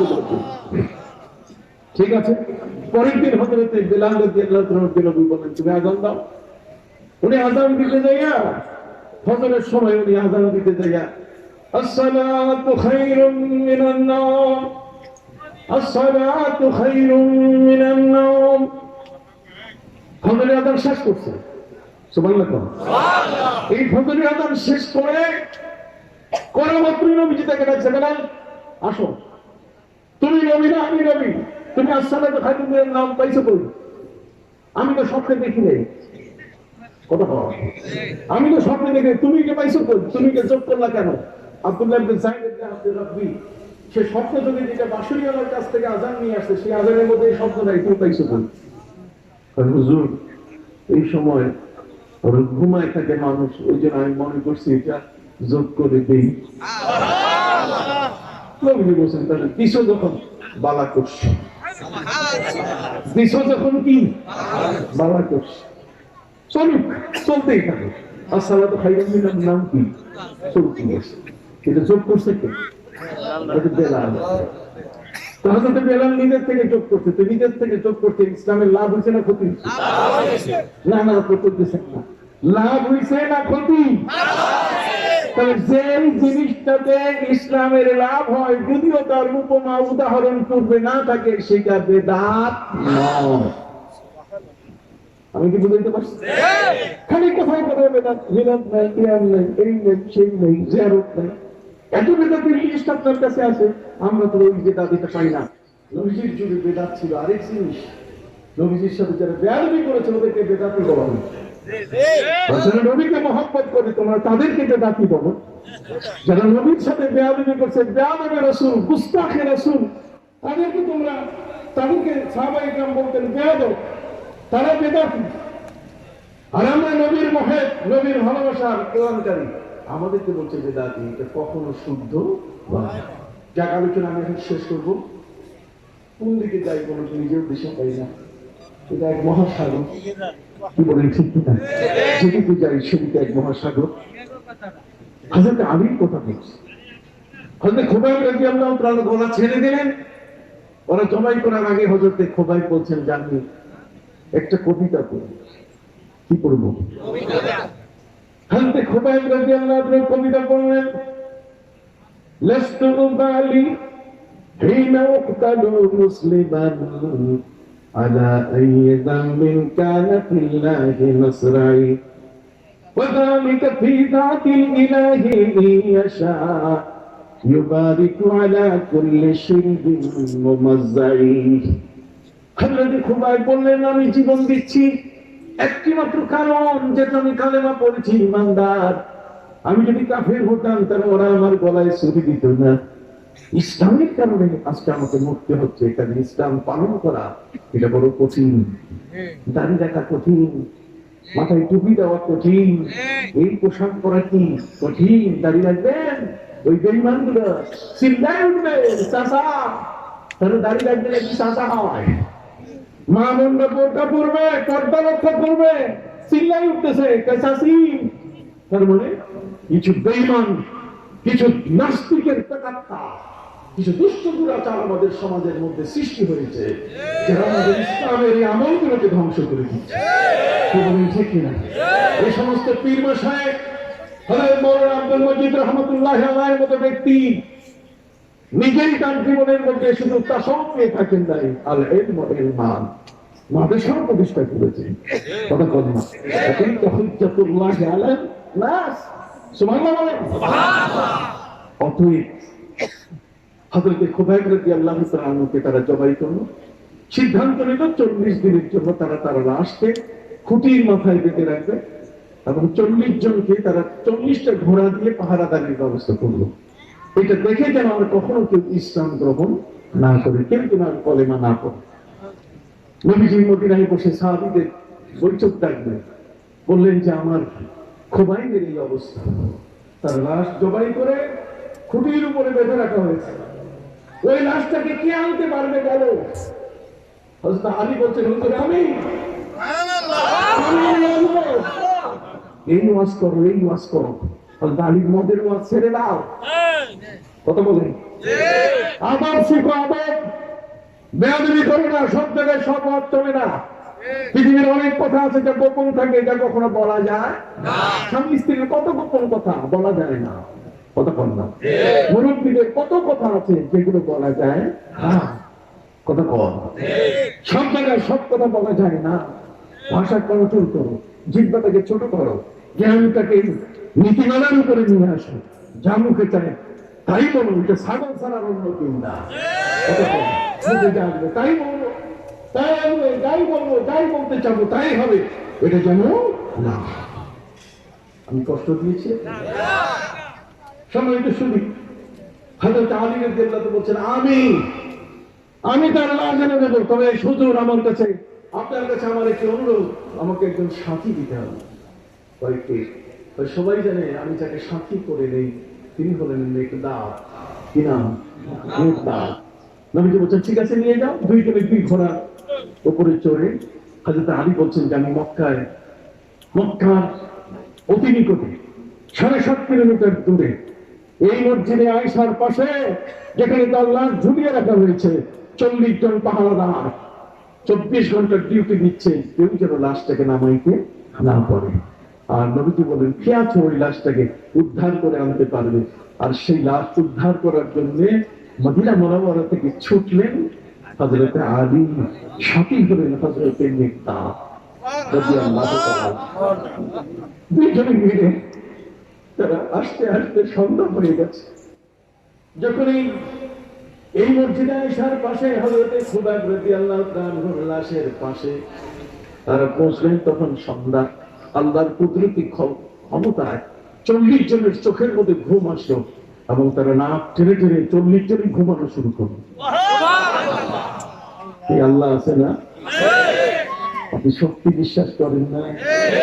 সম্মানিত সুধী ভাইরা, এই জ্ঞান অক্সফোর্ডে নাই, এই জ্ঞান ম্যানচেস্টারে নাই, এই জ্ঞান হার্ভার্ড ইউনিভার্সিটিতে নাই, এই জ্ঞান কেমব্রিজ ইউনিভার্সিটিতে নাই। এই জ্ঞান আছে এই দরবারগুলোতে, এই 3 মাসে এই মাদ্রাসা শিক্ষা, এই শিক্ষার মধ্যে এই জ্ঞান আছে, যে কারণে আজকে আমরা এখানে উপস্থিত হয়েছি। এই জ্ঞানের সাথে মোকাবেলা করা, এই জ্ঞানের সাথে কারো কখনো প্রতিযোগিতা করার সাহস নাই। ভিন্ন এক জ্ঞান যেটা আল্লাহ তাআলা বান্দাকে ডাইরেক্ট দিয়ে থাকে। কি বলি ঠিক না? শুনো, আল্লাহর পক্ষ থেকে বান্দার সিনার মধ্যে আসে।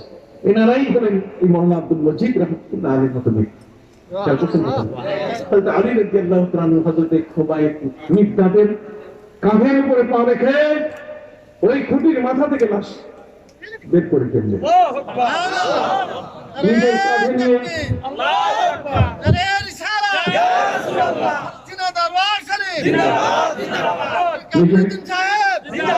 কাঁধের উপরে নিয়ে তিনি লাশ নিয়ে ছুটলেন। দুইজনে 40 জনের ঘুম ভাঙে না। ঘোড়া দাঁড়িয়ে আছে, 40 জনের চোখ বন্ধ। وجعلنا من بين أيديهم سدا ومن خلفهم سدا فأغشيناهم فهم لا يبصرون। আল্লাহ রব্বুল আলামিন যদি চান তিনি চক্ষুকে অন্ধ করে দিতে পারেন কিনা? সম্মানিত সুধী, হযরতে খুবাইব রাদিয়াল্লাহু তাআলা লাশ কাঁধে নিয়ে আলী যাওয়া শুরু করলেন। বেশ দূর চলে গেছেন। ঠিক এই মুহূর্তে এদের ঘুম ভেঙেছে। ঘুম ভেঙে দেখে খুঁটির মাথায় লাশ। তখন এই পদাঙ্ক ঘোড়ার পা অনুসরণ করে করে তারা ছুটলো। তারা হযরত আলীকে ধরে ফেললো সামনে গিয়ে। হযরত আলী রাদিয়াল্লাহু তাআলা আনহুর কাঁধের উপরে হযরত খুবাইবের লাশ। দুইজনে মদিনার পথে ছুটছে। আর এই 40 জন কাফের বেজিনরা তাদের ঘোড়া নিয়ে দুজনকে তারা ঘেরাও করে ফেললো। এখন লাশ হাতছাড়া হয়ে যায়। ঠিক ওই মুহূর্তে হযরত আলী রাদিয়াল্লাহু তাআলা হায়দারি ডাক দিয়ে দিলেন। মদিনার নবীর সাথে কানেকশন, পৃথিবীর এমন এক মহান নবী, তিনি বলেন, ওয়াল্লাহি ইন্নী লারাকুম মিন যাহরি, খোদার কসম আমি নবী যেমন সামনে দেখি তেমন তোমাদের পিছনে দেখি। আল্লাহর জান্নাত জাহান্নাম এটা পর্যন্ত আমি নামাজের মধ্যে দেখা শুরু করি। মাটির নিচে কার কবরে শাস্তি আছে তাও আমি নবী দেখি। কাজেই হযরত আলী ডাক দিলেন, নবীজি গো, মহাবিপদের মধ্যে পড়ে আছি, কাফেররা ঘেরাও করে ফেলেছে, শহীদ খুবাইবের লাশ এখন কি করব? নবীজি মদিনা মুনাওয়ারা থেকে বলে দিয়ে দিলেন, আলী রে, লাশ মাটির উপরে ছেড়ে দাও। লাশ মাটির উপরে ছেড়ে দেওয়ার সাথে সাথে মাটি ফাঁক হয়ে গেল। হযরত খুবাইব রাদিয়াল্লাহু তাআলাকে মাটি ভক্ষণ করে নিজের ভিতরে নিয়ে মাটি এক হয়ে তাকে গোপন করে ফেললো, চোখের আড়াল করে ফেললো। হযরত খুবাইব রাদিয়াল্লাহু তাআলা বলিউন আর কখন থেকে মাটির ভক্ষিত ব্যক্তি থেকে সুবহানাল্লাহ বলুন। হযরত আলীকে করেছেন, হযরত আলী সাহসের পরিচয় দিয়েছেন। তাকে ওয়াজ করতে হবে, হযরত আলীর প্রশংসার কত দিক আছে। পাপী যারা তাদেরকে আল্লাহ কখনো ছাড়েন না। অতএব একটি ঘটনা মাত্র 2 থেকে 3 মিনিট পরে আমি শেষ করব। আর সেটা হচ্ছে আল্লাহ বলেছেন, ওয়াকুল্লান আখাযনা বিযামবি ফামিনহুম মান আরসালনা আলাইহি হাসিবা ওয়া মিনহুম মান আখাযাতহু সাইহা ওয়া মিনহুম মান খাসাফনা বিহিল আরদ ওয়া মিনহুম মান আগরাকনা। আল্লাহ বলেছেন, আমি কাউকে তো জীবন্ত অবস্থায় পাপী তাকে আমি ছাড়ি না। রে যুবক, তুমি মনে করো না যে আল্লাহ তোমাকে ধরতে পারবেন না। তোমাকে মাটি ফাঁক করে জীবন্ত কবর দেওয়ার ক্ষমতা কার? ওয়াকামিন ফাতা ইয়াসবাহু ওয়া ইয়ামসি লাহিয়ান ওয়া কাদ বুসিজাত আকফালুহু ওয়া হুয়া লা ইয়াদরি। যুবক জ্ঞানকে চলছে, কাউকে মানে না। কবি বলছেন যে তার কাফনের কাপড় যে তৈরি হচ্ছে তাকির ঘরে যুবকের খবর। কথা কি বুঝতে পেরেছি? অতএব সম্মানিত সুধী, যে কথাটি আপনাদের সামনে খুব বড় করে বলতে চাই, শিয়ারা আজ থেকে 200 বছর আগে মদিনার গভর্নরকে বাইশ করলো যে হযরত আবু বকর সিদ্দিক, হযরত উমর ফারুকের লাশ বের করে মদিনায় নবীর পাশে যাদের 2 সাহাবীর কবর, লাশ বের করে তারা আগুনে পোড়ায় ফেলল। কারণ হলো যে তারা হযরত ফাতেমাকে নবীজির সম্পত্তির ভাগ দেয় না। পরিষ্কার ভাষায় বলতে, সম্পত্তির ভাগ দেয় না। আসলে অনেক লোক বোনকে ভাগ দেয় না, বোনের জমি ভাগ দেয় না, তারপর ফুপুকে ভাগ দেয় না, সম্পত্তি আত্মসাৎ করে, এই ধরনের আছে না? আমাদের সমাজে কিন্তু এগুলো অহরহ, টের পাওয়া যায় না। মুসল্লি 1 নম্বর, কিন্তু বোনের অবস্থা সর্বনাশ করে দিচ্ছে। কত বড়! ফুপুকে সম্পদ দেয় না, হকদারকে ভাগ দেয় না। যাদের পুরুষ যারা, যাদের আল্লাহ সম্পদ বরাদ্দ দিয়েছেন, তাদেরকে তারা সম্পদ দেয় না। কথা কি বুঝতে পারছেন? সম্মানিত সুধী, মদিনার গভর্নরকে তারা বাইশ করে বললো যে যা টাকা লাগে স্যার সব দিব। কিন্তু নবীজির পাশে তার 2 জন সাহাবী হযরত আবু বকর আর উমর, 2 জনের লাশ বের করে আমরা আগুনে পোড়াবো। তারা হযরত ফাতেমাকে অংশ দেয়নি। অথচ মিথ্যা কথা, হযরত ফাতেমা আবু বকর সিদ্দিকের কাছে আসছেন। আবু বকর সিদ্দিক বলছে যে আপনার বাপের সম্পদ খিদা খাইবারে আছে, আপনাকে দিব, কিন্তু আপনি আগে আপনার শ্রদ্ধাভাজন পিতা আমাদের প্রিয় নবীজির বাণী শুনুন। নবীজি বলেছেন, আলা ওয়া ইন্না আনবিয়া আল্লাহি লাম ইউরিসু দিনারান ওয়া দিরহামা। দুনিয়ার মধ্যে যত নবী রাসূল আছেন তাদেরকে আল্লাহ সম্পদের মালিক করেন না, জ্ঞানের মালিক করেন। তারা জ্ঞানের ওয়ারিশ করে। এখন আপনি সম্পদ চাইলে দিব। ফাতেমা বলেন, তাহলে আমি কোনো সম্পদ নিব?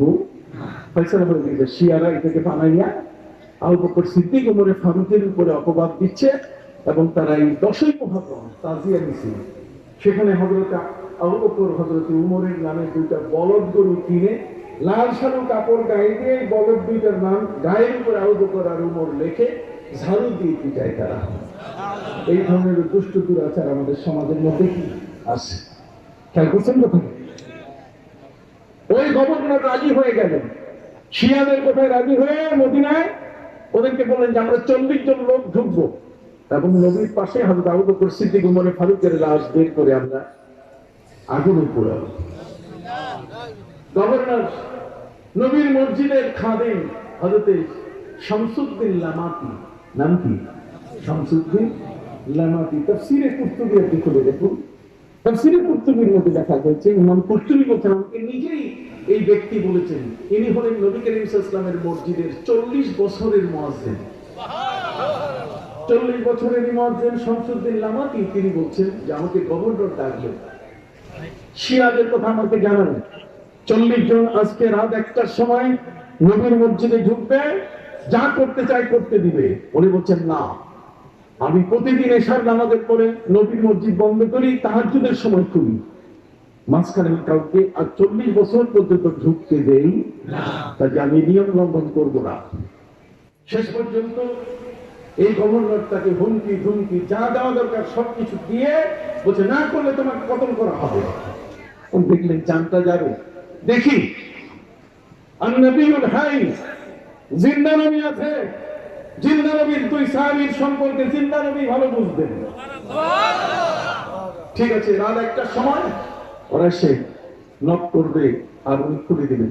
ঠিক আছে, রাত 1টার সময় বাবু সালাম 1 নম্বর গেট, এখানে এসে তারা নক করলো। উনি দরজা খুলে দিয়ে দেখেন 40 জন মানুষ, মাথায় টুকরি, শাবল, ঘন্টা, কোদাল, কুড়াল এগুলো হাতে। উনি দেখে বলেন তোমরা এগুলো নিয়ে কোথায় যাচ্ছ? নবী আমাদের সালাম দিবে, এগুলো তো তোমাদের সাথে থাকার কথা না। ওরা বলছে সব, এই কথা বলে তারা বেধড়ক আমাকে পিটালো, আমি আহত হলাম। এক পর্যায়ে আমি নবীজির ওই মিম্বার শরীফের পাশে গিয়ে সেখানে কোনো মতেই জানে বেঁচে আধা মারা হয়ে সেখানে অপেক্ষা করছি, দেখি আজকে আমি নবীজি এখানে জিন্দা নবীর মসজিদ আমি দেখবো। ওরা 40 জন যখন ওখান থেকে হুড়হুড় করে ঢুকা শুরু করেছে, ঠিক মিম্বার বরাবর সামনে আসা মাত্রই মাটি ফাঁক হয়ে গেল আর 40 জনের জীবন্ত কবর হয়ে গেল। শামসুদ্দিন লামাতি তিনি বলছেন আমার চোখের সামনে একটা বিশাল ঘটনা ঘটে গেল যে 40 জনের কবর হয়ে গেল জীবন্ত। জিন্দা মানুষগুলোকে আল্লাহ ঢুকাই দিলেন কার মধ্যে? মাটির মধ্যে। তাফসীরে কুরতুবী খুবই দেখি সম্মানিত শুধু ক্ষমতা কার? আরো যারা বলেন ক্ষমতা কার? সে আল্লাহর কাছে আত্মসমর্পণ করেছিলেন হযরত মাওলানা আব্দুল মজিদ রাহমাতুল্লাহি আলাইহি। কতক্ষণ এই আত্মসমর্পণকারী ব্যক্তিরা এরা শুধু পৃথিবীর নিজের জীবনেই তারা সুনাম নিয়ে বেঁচে থাকেন না, বরং ইন্তেকালের পরও লক্ষ মানুষ তাদের জীবন চর্চা করে, লক্ষ মানুষ তাদের থেকে আদর্শ গ্রহণ করে আল্লাহ প্রেমিক হয়ে যান, রসুল প্রেমিক হয়ে যান। অতএব আল্লাহ তাআলা আমাদেরকে সেই সুন্দর নবী প্রেমিক এবং কোরআনের নির্দেশ অনুযায়ী জীবন গড়ার তৌফিক দিন। সকলে বলে আমিন। আসুন প্রাণ ভরে নবীকে সালাম দেই। ইয়া নবী